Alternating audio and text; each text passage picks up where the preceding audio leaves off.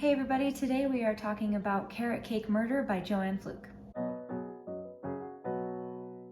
So while we make this carrot cake, I'm going to go ahead and tell you all about Carrot Cake Murder.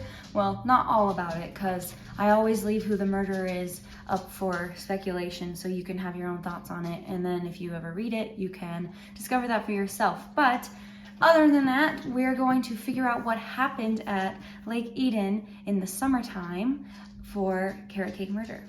Carrot Cake Murder is during the summertime and takes place during a family reunion that is Lisa's family and Herb's family.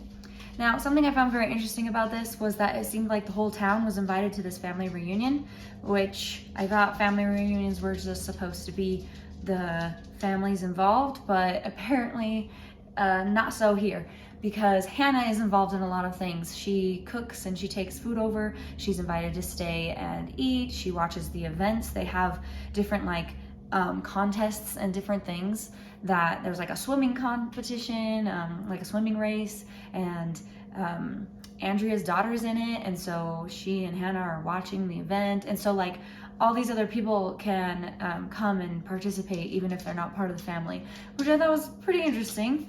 But yeah, so this made a lot of family come to Lake Eden, and one of these family members is a family member that they have not seen in a very long time, Marge's side of the family, who is dating Lisa's dad, Jack, is Marge. Yes. So the parents of Herb and Lisa, Marge has a brother named Gus. They haven't seen him in a long time because he skipped town, I think the end of his senior year or something like that, and just didn't come back ever until this family reunion. He happened to be here, and so everyone was like, wow, Gus is here, this is crazy. And he was flashing all of his fancy a fancy outfit. He had a ring and a watch and stuff, making it seem like when he left he meant to make it big, and he certainly did. He had a lot of nightclubs and all these things that he was managing, and so he was kind of bragging about all those things, boasting about how he actually is doing very well. And Hannah is here for this conversation, so she's meeting him for the first time and learning some of these things. And so yeah, basically Gus is the one that dies. So that's out there now. But you know that somebody was gonna have to die, and it's a trend in these books that nobody important really dies, and at least not yet. It seems like all the main characters are still the main characters, and they're still carrying on, and Hannah's been in a lot of danger in a lot of these situations, but she's always made it out safely with her life, even though she has been in the presence of murders. Pretty much every single one of these books she ends up having alone time with these people, but ends up being safe. But since we don't know Gus very well, we don't feel too bad when he dies, because, well, he hasn't been with us except for a few pages in this book. So let's start cooking or getting this stuff assembled. I pretty much have everything. We just need to combine stuff, and then we'll have a carrot cake. It seems very simple. You just add things in one at a time, give it a little mix, add some more things, give it a little mix, and that's basically how it is for any cake recipe. So I feel like we can be very successful with this, or I can be successful with this in this attempt, because it's not more than just a simple cake, really. I've never made a carrot cake before, just because carrots and cake, there's a lot of people that think, why are we putting vegetables in desserts? And if you are gonna have dessert, you should have dessert and not vegetables. Which I understand that, because yeah, I've never made a carrot cake. I tend to go more to the fruit whenever I want to make something. I'll go to the sweet side and make it super sweet and use fruit. But I don't hate carrot cake. I don't dislike it. I eat it occasionally, but I don't seek it out either. So this hopefully will turn out really well. There actually is fruit in this recipe. There's pineapple, crushed pineapple. Is this a thing that's always in carrot cake, or is it just her specific recipe? Because I don't eat carrot cake enough to know that. But I did find it interesting when it said that this was one of the main ingredients, like this whole can is in it. And so I guess that helps with the sweetness, but does it need any extra sweetness when there's 2 cups of sugar involved? I don't know. That's a lot of sugar. But yeah, so let's go ahead and start putting it together, and then we can continue talking about the book. So now that we have all the ingredients ready, we can just start mixing. The first thing is to beat the sugar, eggs, vegetable oil, and vanilla all together in a large bowl. So I'm going to move some stuff out of the way so we can go ahead and do that step now. After you mix the sugar, egg, vegetable oil, and vanilla together, you are going to add sour cream and mix that in. And then you're gonna add the baking soda, the cinnamon, the salt, mix that in. Then you add the canned pineapples, wow, and the nuts, mix those in. Of course, if you are allergic to nuts, you can just take the nuts out of it entirely. And then one of the last steps after that is to slowly incorporate the flour a little at a time. And then after that is the fun part. Now we get to add in the carrots. Here are my carrots. I went ahead and bought them already shredded because I thought that would be easier, but I also still feel like this is too much of carrot in one bite for me personally. So I'm gonna try and make them even smaller pieces, and we'll see if it works or not.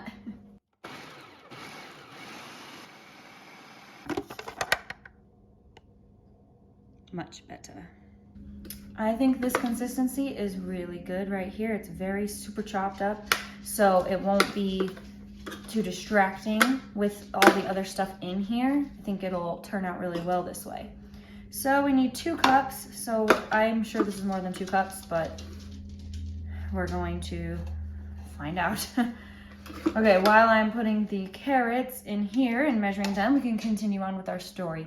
So basically, Hannah, she goes to the cabin that Gus is staying in the next morning after the night that they like ate dinner together with everybody.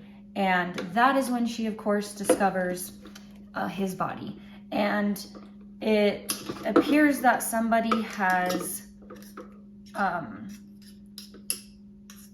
stabbed him with an ice pick, is what it looks like. And so no gun or anything like that, no loud sound when it happened. They're trying to figure out, was it an accident? Was it like, what was the reason for this? And so of course Hannah is gonna try to figure things out like she always does. Mike actually calls her in and says, okay, I will compare notes, like let's compare notes. You give me some stuff, I'll give you some stuff, and we can work together on this. And Hannah's like, really? She doesn't quite believe when he says that, like, you're gonna let me help you? But it turns out that a lot of times when she goes in and she says something, he will be like, oh yes, we knew this because of this situation. And she's like thinking in her head, whoa, why didn't you tell me that? I think she does ask, like, why didn't you tell me that part of it? I didn't know that. He's like, oh, like, it's for confidentiality purposes, or I can't release records to the public, or it's this, like reasons that he can't actually help her. So she's like, this is actually a lot more one-sided than, oh, we'll compare notes. Like, no, it's mostly just her giving him all the information. So she's a little like annoyed with that she realizes she's not really getting any help and she's just helping him. But at the same time, she doesn't mind helping him because she knows he's a cop, and of course he's gonna ask for information from her, and like he's not gonna be able to share everything. So they continue to try to find more leads, more about Gus and his past when he actually was in Lake Eden, because a lot of people are like, I don't know what enemies he could possibly have. We haven't seen him in years. Like, maybe he has lots of enemies. So they have to kind of track it down. Well, who's in town right now that, you know, probably it was someone that's here, not someone that like followed him here and then killed him here. It's probably someone that lives here. So they try narrowing it down based on that, based on interviewing people that were at the reunion. So mostly like family members. Here you go. Here's some carrots for you. Yeah, some carrots for you. Here you go. Come here, Archie. Your turn. Come here. There you go. There you go. Very good. Okay, so let's get this in the oven because it takes 50 minutes for this to cook. So we're gonna fold in these carrots so they don't get all stuck on this, because that's what the instructions say to do, to mix them in by hand so they don't get stuck on the beater so much. And then we can pour it into the pan and cook it.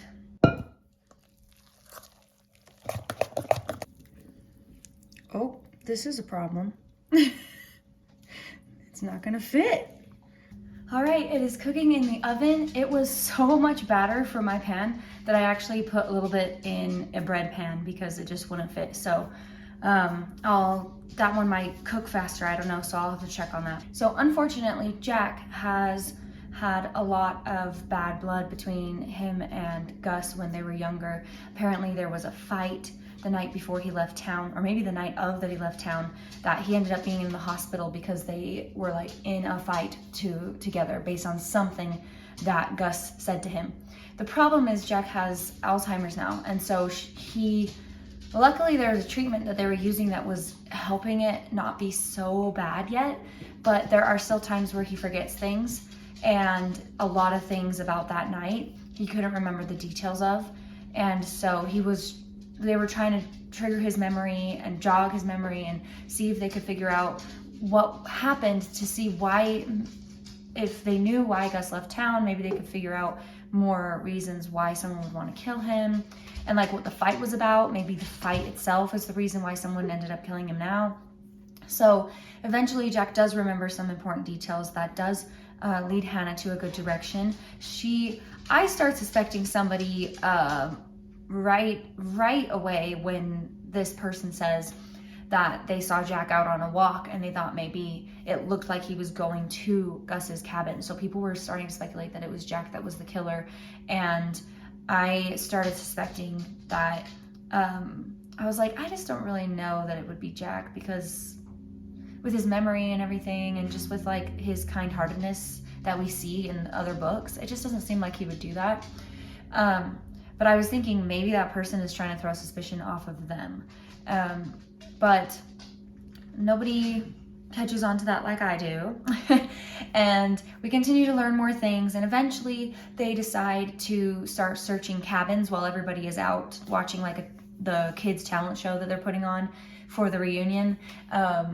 And so she and her sisters, Michelle and Andrea, they go and they start searching the cabins of all the family members that are gone, to see if they can find any more clues of like if somebody, maybe they couldn't find an ice pick anywhere. So she was thinking maybe they had the ice pick they just kept it and put it somewhere in the cabin instead of trying to dispose of it, because I mean, who knows? Maybe if they're not a trained killer, they don't think about that. They don't think that people will be looking for that specific thing, and or maybe they were flustered and they were like, I'll take care of it later. Who knows? So they do end up finding it in one of the people's cabins, and that is how they figure out who it was. Hannah, since she finds who the person is, she's like, great, we gotta go find them, because what if the killer's thinking that someone's figured it out, so they are gonna have to kill more people to cover up the secret. So they go to try to find them, and they're thinking, well, this shouldn't be hard. We can find them because they should be at the talent show. Turns out that these two people that are in this cabin are missing from the talent show. So they end up finding them. They think that they probably took a paddle board and went out like on the lake or something.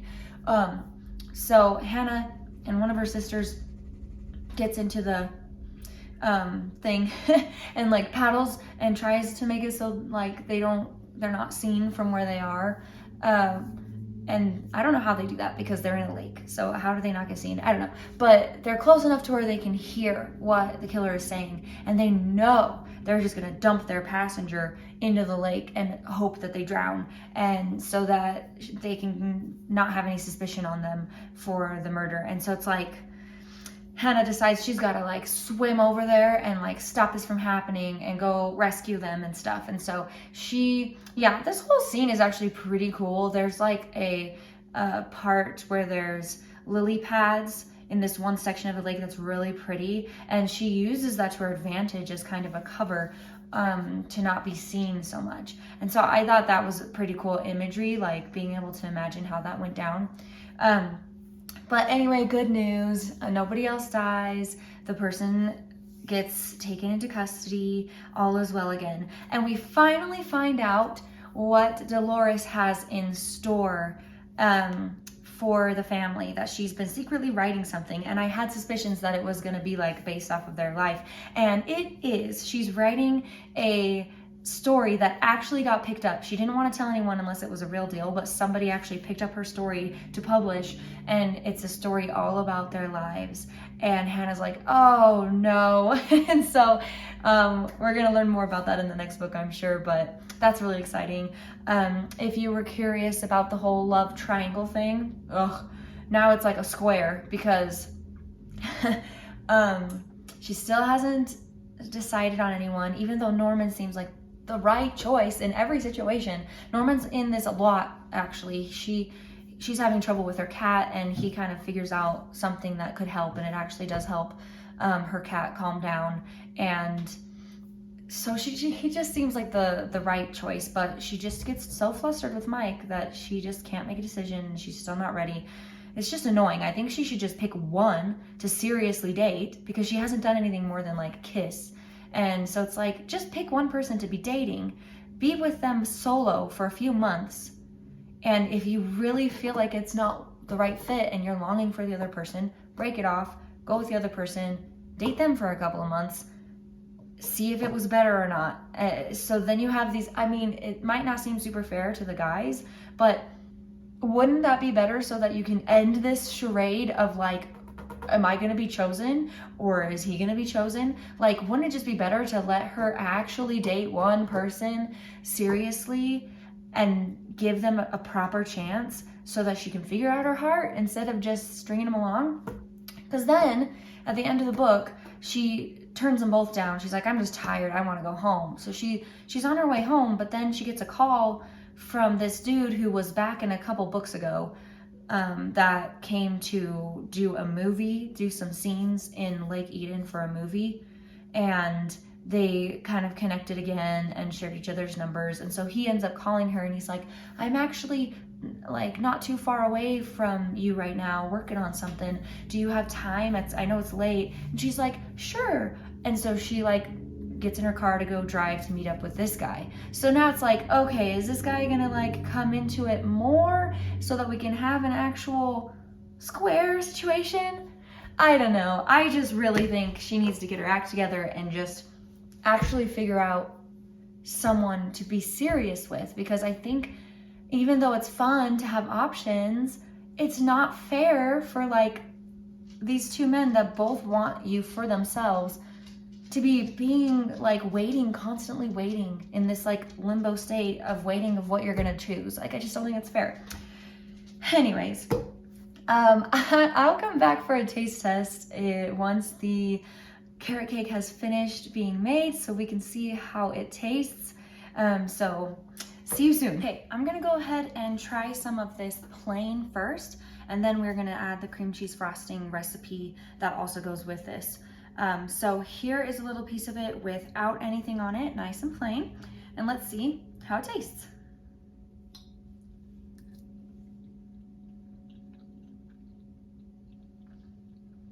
Okay. So it definitely has a carrot flavor. Honestly, I could probably do with like half a cup less of the carrots. But if that's your favorite part about carrot cake, then leave it how it is. But I will say, because of that carrot flavor, the 2 cups of sugar that I put in there, that I was thinking, wow, that's a lot of sugar. It actually is not very sugary at all, which is surprising. I just thought it would be a little more noticeable of that sugary taste. But the carrot's overpowered a little bit, so it's not super sweet. Also, the pineapple's in there. The pineapple is not very sweet either. You can definitely taste the crunch of the nuts and the chewiness of the carrots. It's not crunchy carrots, but it's also not like totally blending in. You can still tell that there's carrots in there. Yeah, so not terrible, but also not what I would go to as my number one choice of a carrot cake. I mean, of a dessert. I would probably pass on carrot cake if there was something else there that like a cheesecake or cookies maybe even would be more enticing to me than this. But if this was the only option, I'm for sure gonna have some because I like desserts regardless. But yeah, so I think adding the cream cheese frosting is definitely going to help with this, to have it be more sweet on top of this. Yeah, I think it actually is not gonna be overpowering like I thought maybe it would be, because sometimes too much frosting on something for me is a no-go. But I think it could definitely benefit from having that frosting on this, since it is so healthy with all those carrots. So now I'll go ahead and try the version with the cream cheese. All right, here's a bite with the cream cheese frosting.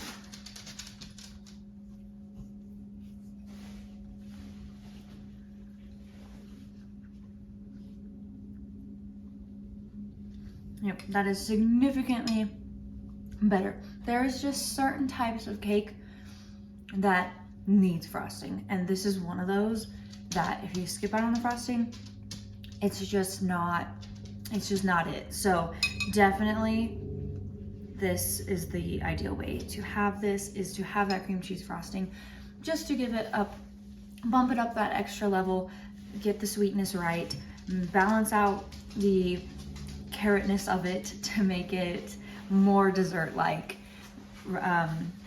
for sure. So yes, much better. All right, well, that was Carrot Cake Murder by Joanne Fluke. Thank you so much for watching. I can't wait to see you in the next one, which is Cream Puff Murder. I have never made cream puffs before either. So I'm really excited to see what happens with that. So I will see you in the next one. Bye.